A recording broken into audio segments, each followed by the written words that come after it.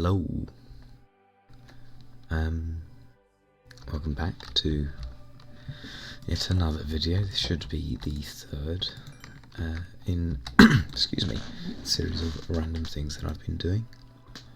And I think we'll get straight into it. I'm just, in terms of Minecraft things in itself, I reckon I'll just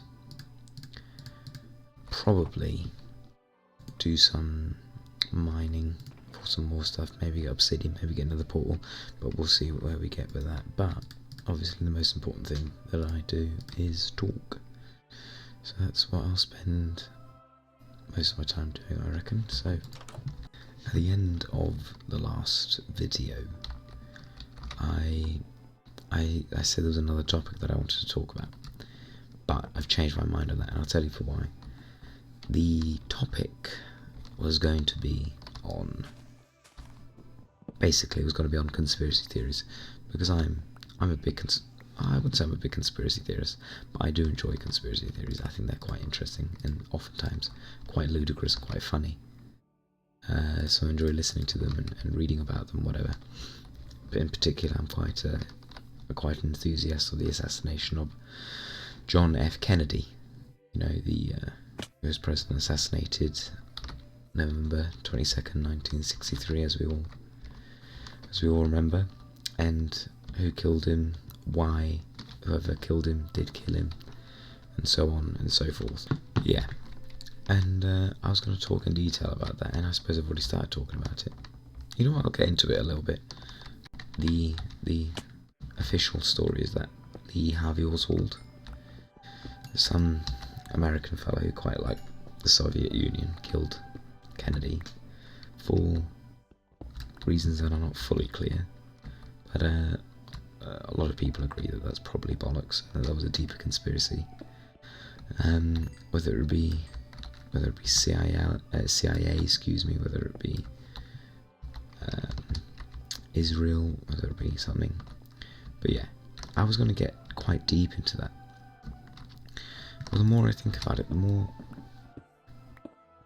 I begin to believe that, interesting though these things may be, there's a feeling in me that the more I dwell on things that are dark, things that are negative, you know, because these conspiracy theories often involve very controversial people, you know, good old Jeffrey Epstein, for example, you know, who was a terrible, despicable bloke, for example, and all the conspiracy theories involving that, good old Donald Trump as well, things with that, and all these things, and in my head they sort of link together. But anyway, my point was that the more I think about and ponder upon these dark things, in a way, the worse it is for me, because, you know, what you think about most is sort of what you idolise. Not necessarily idolise, but what you make your, I don't know, sort of your main focus, and what your life is sort of based around, you know. So if I thought a lot about, let's say I was a gardening enthusiast, I love gardening, let's say, and all I thought about was gardening, you know, my life would sort of revolve around my thoughts involving flowers, you know, and gardening itself, right? So it's sort of the same with these conspiracy theories. So I'm trying to enjoy them still, as I do, reading about the history, reading about all these different sorts of things, because I think it's productive in a way for one to read multiple accounts of a certain event, you know. And it's sort of what I said in the first video about there being multiple truths. There isn't such thing as truth, so you read multiple accounts and try and work out for yourself what's right, I suppose. But anyway, the more I think about these things, the less good it is for me. So I'm not going to go fully into detail about that. Perhaps I will another time, maybe the next one, maybe in a couple videos time. But something I was thinking about earlier, and a friend of mine sent me an Instagram reel, and it was of the footballer Son Heung-min from Korea, who is incidentally my uncle. As as I am Isaac H. Son. And yeah, it made me realise how I'm a very proud Brit. I'm from Watford, down just north of London, and I am so very proud to be from Watford. It is a shithole, but I love it. I love it nonetheless, and I love it every time I go back there. I it's terrific. But I am also at the same time, being mixed race, I'm at the same time so proud to be Korean and to be able to call myself Korean. So, I don't know, part of me was thinking earlier, is, there's this sort of mutual exclusivity, because, let's say hypothetically if Korea and England went to war, who would I fight for, Is it mutually exclusive? And I don't know, I still really haven't come to a conclusion with that. But I think perhaps because I'm mixed race, I have the right to be 100% proud of being both, I don't know, it's sort of food for thought, really. I don't know how well you can hear me over the zombies. I don't know why there's so many as well. There might be a spawner. I don't know what it was about the video Sonic me, but it was just...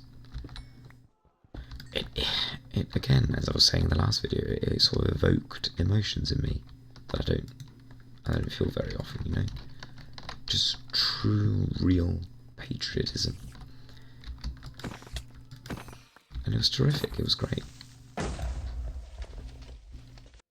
And being mixed race has been very, very interesting in my life, because, when I'm in Korea, people sort of look at me and think, there's someone about him, where are you from, mate? And equally, in Britain, oftentimes people will be like, oh yeah, where you're from, because in their heads, obviously I don't look fully British. What does it mean to be British nowadays? I could get into that. And then I remember when I was in Southern Africa, I got asked by the principal of the school I went to. He asked me, where did you learn English? And I was only 9, so I got really flustered, because English is my first language. I didn't really know how to answer. But yeah, that's sort of South Africa for you. So it's an interesting country. I love it. I love South Africa. I love it to bits. But prejudice is a big thing there. Still a very unequal country. But anyway, I suppose I can sort of get into what I said earlier. What does it mean to be British? What does it mean? What does it mean to be from anywhere? Really, does it mean you hold a citizenship? Because I hold an Australian citizenship, but I don't feel as connected or as patriotic perhaps to Australia as I ought to, because I never properly really lived there. If someone asked me where are you from, Australian probably wouldn't be in my top 5 answers. I'd probably put it at 6. So I'd argue it's probably not where you hold a citizenship of. So, therefore, what does it mean to be from somewhere? Is it where you were born? Maybe, but I wasn't born in Korea, and yet I feel very patriotic towards Korea. So I reckon that's probably not the answer either. Is it where your parents are from? Again, I think probably not. My mother was born in New Zealand. Yeah, I don't consider myself Kiwi.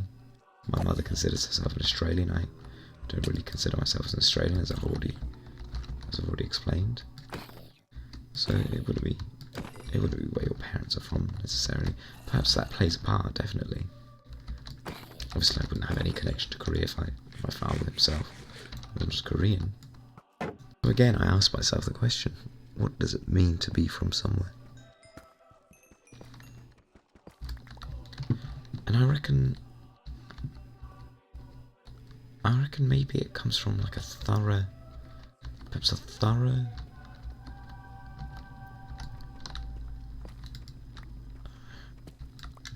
not only understanding and appreciation for, but identification with the culture of a place. I can imagine if I lived in South Africa for longer. I only lived there 2 years. If I lived there perhaps the last 10 years of my life, I'd probably consider myself a South African. I'd probably have more of a South African accent. Oh god, that was bad. More of a South African accent. What the hell are you? I could never really do a South African accent. But yeah, I'd probably consider myself a South African. I'd be more, I don't know, engrossed in, perhaps, South African culture. I'd likely consider myself a South African. And I only lived in Korea for 3.5 years, but because my whole life I've lived in Korean households in a way, I've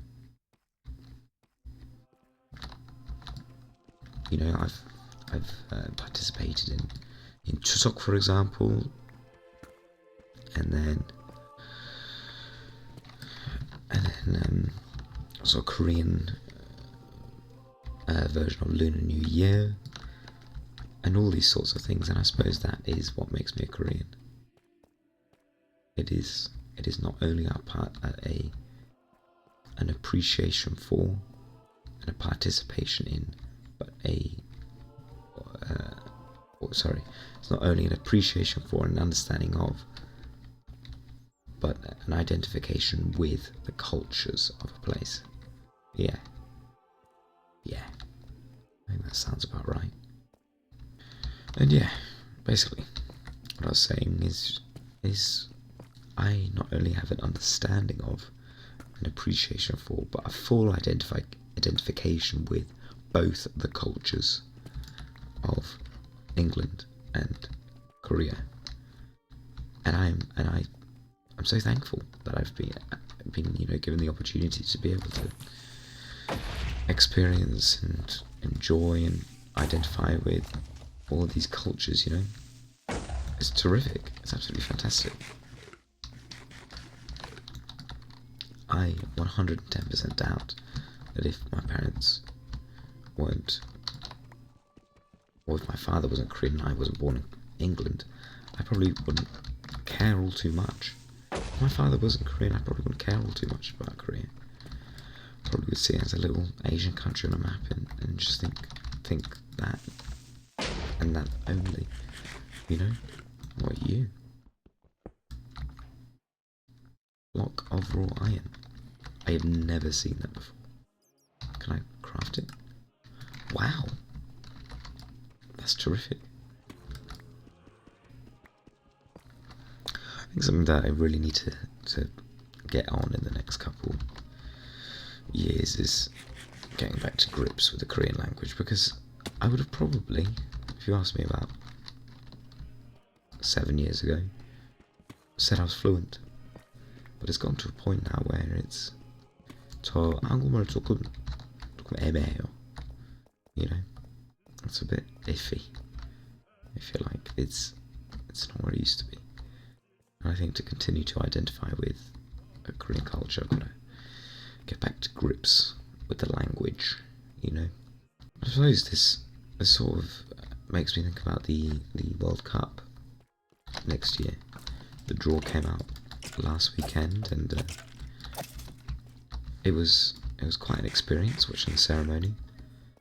It was shockingly poor for an extended period of time. Good old Donald Trump got a Peace Award, very well deserved, I reckon.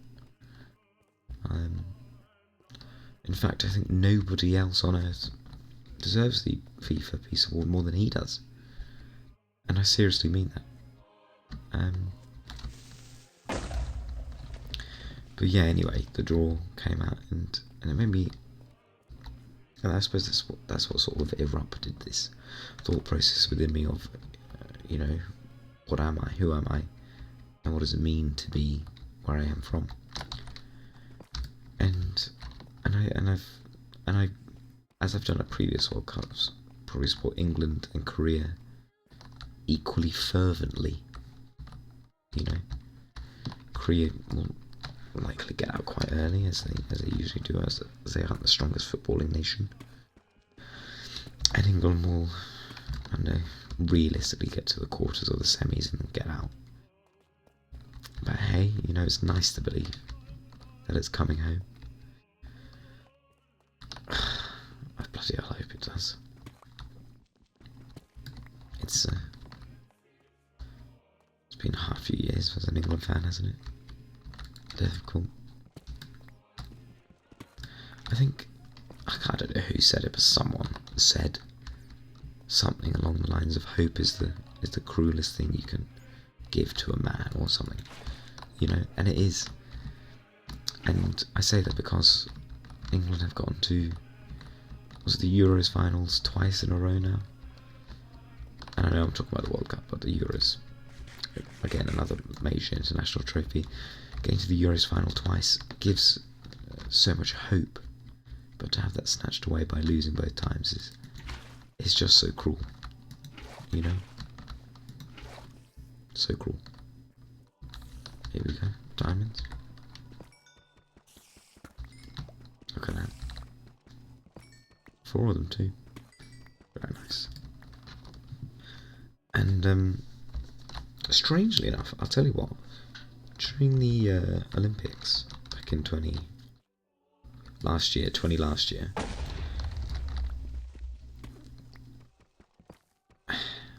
I really did find myself cheering quite, or supporting rather, quite, I don't know,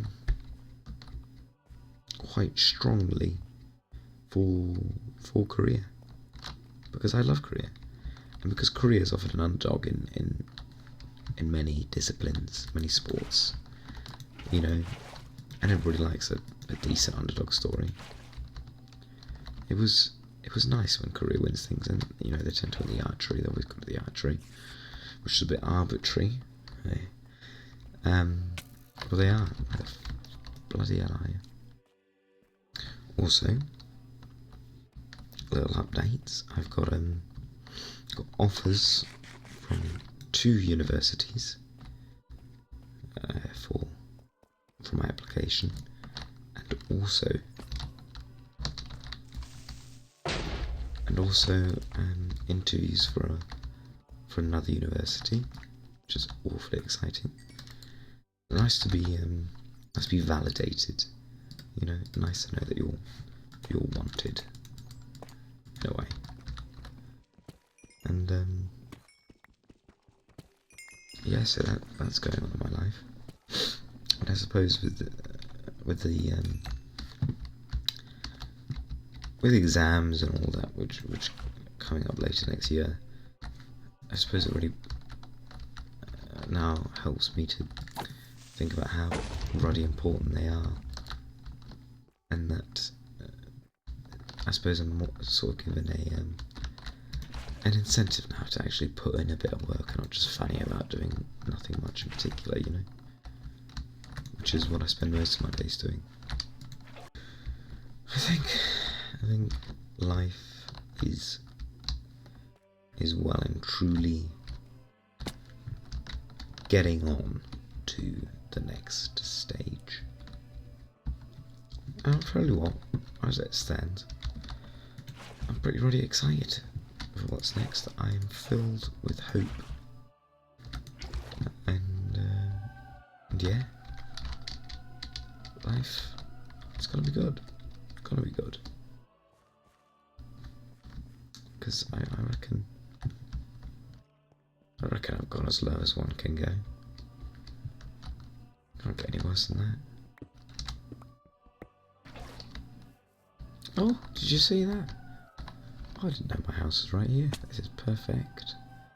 Right, let's smell some crap, shall we? This bed is indeed occupied by me. Right, let's have a look. Should we look out over the balcony? Isn't that nice? Isn't that nice?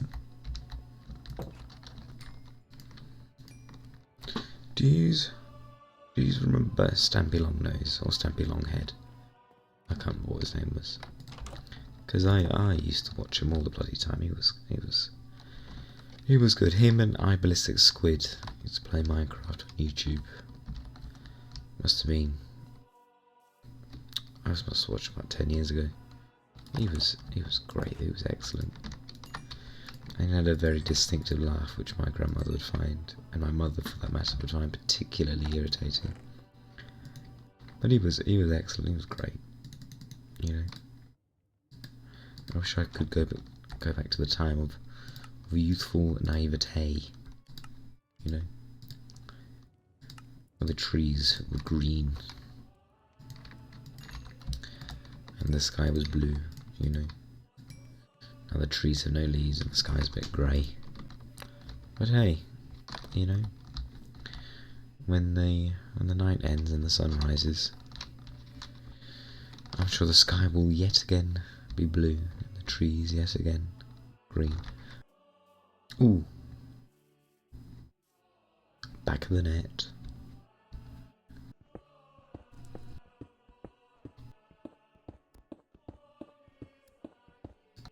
Right, the Akaba Fietzine Obsidian Carbon. I don't know if that's right. But yeah, I've got 14 obsidian, 10 for the portal, and 4 for an enchanting table.